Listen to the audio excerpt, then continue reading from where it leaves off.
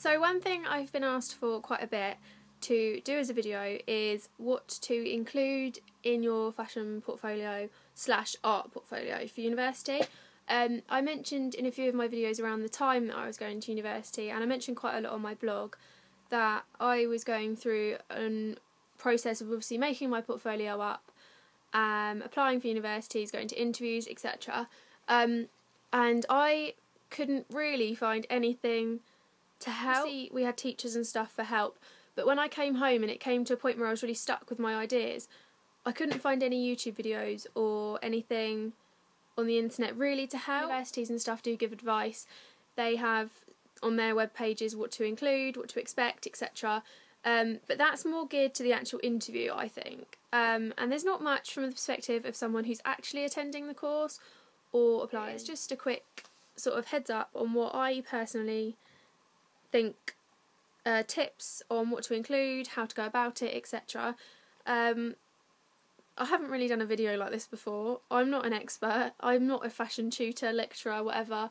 I'm not specialised in it. I'm just someone who has gone through the process of having a fashion portfolio, and I suppose art and fashion is kind of combined, although art is slightly different. I'm not going to say that this is going to be a focused on art specifically video. It's more focused on fashion, but I suppose it will help towards art as well because the two are quite close together. I'm just going to go ahead with my points. But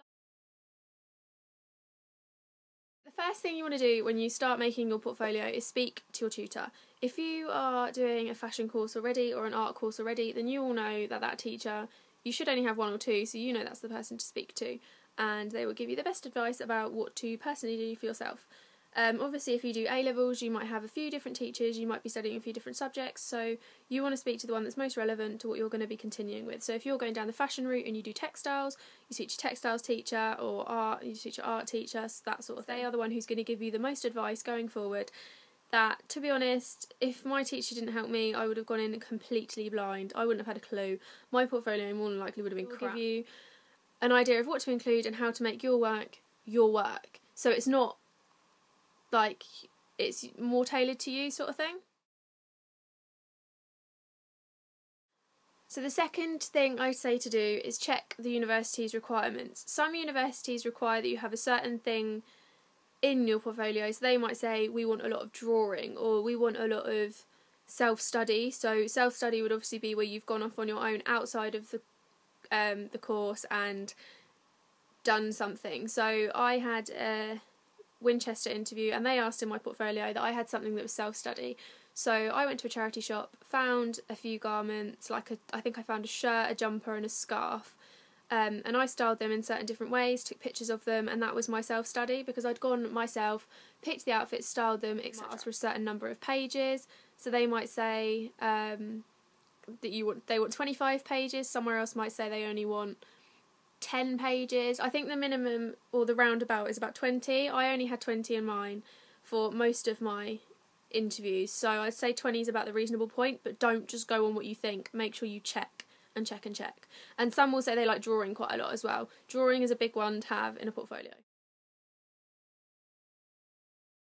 So point 3 is include good and bad work. I didn't listen to my teacher too much at first when she was telling me what to include. I sort of just thought, oh, well, you know what you like, I know what I like, so I'm going to do that. I was quite arrogant, to be completely honest, and she'd probably be sitting agreeing with me if she was watching this video. And if she does watch this, she's probably going to comment telling me how much she thinks that I should have agreed back then. But she told me to include certain things or to do certain things to put into my portfolio to add on top of it, and I kind of didn't want to listen. I thought I knew best, and I thought that I knew what be wanted by the university more than she did, but obviously she knows university lecturers, she knows what they want, and she knows that sometimes my work isn't as good as I think it is. So yeah, I did get asked in my interview what I thought my weakest bit of work was and my strongest bit of work, so it was quite good in that sense because I could pick out the two pieces and I could compare them and say this is why I think this one's really good and this is why I don't like this one, but this is how I'd improve it. So they like to see obviously that you know how to improve your work and you can pick up on things that you're not so good at as well as things you are good at. The fourth thing is knowing your strengths. Like I've just mentioned, you want to know what you are good at. If you're a particularly strong drawer but you're not a particularly strong pattern cutter, then obviously your portfolio could be more based around drawing. Mine was more based around drawing because at that period of time when I was applying, my pattern cutting and my garment construction wasn't too good, so I focused mine quite a lot around my observational drawing, which I'm going to go into a bit later in the video, because my observational drawing was my strong point. It's always really been my strong point, although it's only just really come out this year. So I thought that it was best to include nearly all observational drawing because, okay, it wasn't nearly all, it was quite a bit, because I knew that was my strong point and that I could talk about easily. 5 is buy a good portfolio and present your work well. We were all told to buy A3 portfolio carry cases and to buy A3 cards to place our work onto, white card. Different places tell you to do different things. Sorry. Why am I saying A3? We were told to do A1 because A1 is a big enough piece of paper for your work to be really big and bold and big enough for them to really take in the detail, whereas if you do A3, it's a big piece of paper to you and me, but to the lecturer that's seeing a lot bigger work, it's not that big. We did A1 as well, and we did white card, and we had to position everything so it was all really crisp, perfect. It looked really presentable. It wasn't messy. Like, we didn't paint the pages, we didn't stick things down messily. Like, we literally were using like sticky back tape and stuff and making it as perfect as we could, measuring out that everything was straight. I have to admit, I think that was a good thing about the portfolios. You also want to make sure it's on loose sheets as well, so you can swap around and change it, etc. Don't make it in like a sketchbook. Presentation and having a good portfolio is key. So tip number 6 is think outside the box. If you know you're up against 300 people for that one space at the university, you want to stand out and you want to make sure that your work looks good. So I'd say more than anything to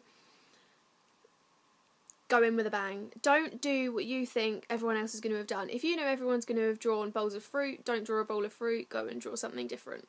If you know that everyone's going to have included a photo shoot, say we did a white on white project, luckily we all had completely different ideas on what our white on white looked like, how we were going to style it, etc, so it was quite different. But if you've done a project like that, you know that the other people in your course who might actually be going and doing the same thing as you and might have an interview as well, which means that you're up against each other really. You want to make sure that your work stands out and is different. By different, I mean if you can think, say if you did like a, I don't know, white on white and it happened to snow, you want to be out in that snow taking pictures of that outfit, you want to style it completely amazingly, you want to make it look professional, do it well, and yeah, you just want to think outside the box.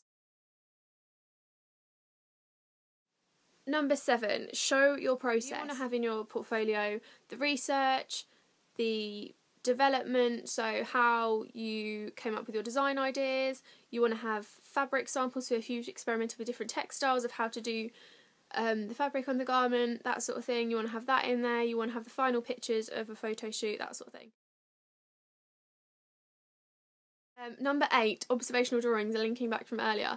Observational drawings are really key to showing how you think about things. I don't really understand how it works. I googled this just before doing the video to kind of explain better. When you do an observational drawing, it's kind of like your thought process going around the page, and it's quite interesting to the university lecturer to see how you could portray a certain picture in different ways.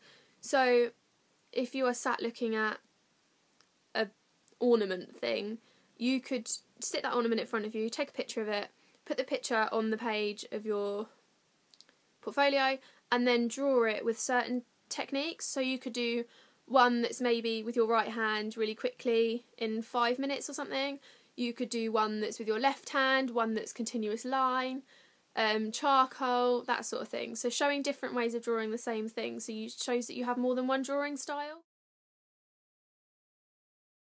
That leads me to number 9, knowing what you are talking about.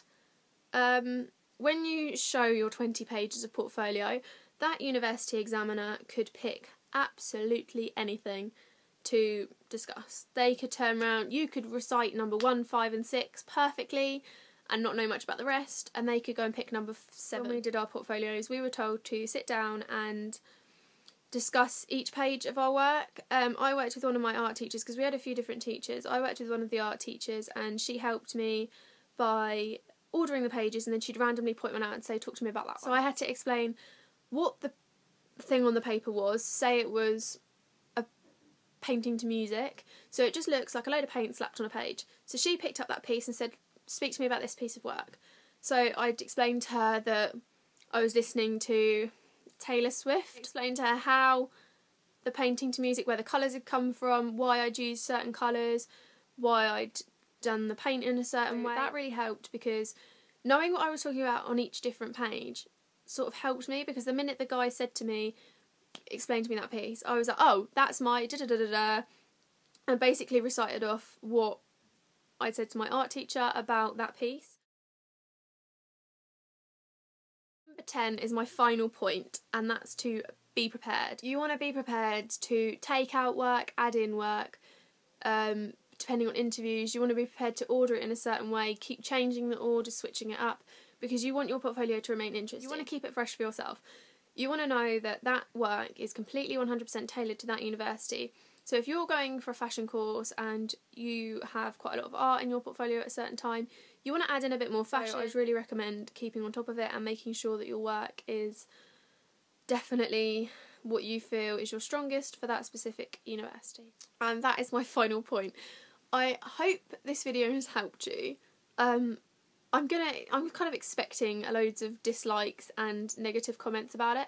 At the end of the day, I'm a student. I was in the exact position you probably are watching this video, because the only reason you're really going to be watching it is if you're a student that's going into art or fashion or some subject similar and you want help on your portfolio. So this is my opinion as a student who's been in your position and who's got through the system and got into university, and yeah. So if you have any questions or you'd like to talk to me, you can put a comment down below, or you can email me or anything else, and I will help you out, because I know that back last year I would have really appreciated the help, so I'm willing to help when I liked it. Subscribe if you want more videos, and if you want any more requests on university or anything. I haven't been yet, I'm going in a couple of weeks, but I will be happy to do some posts about university if it's going to help anyone. So yeah, thank you for watching.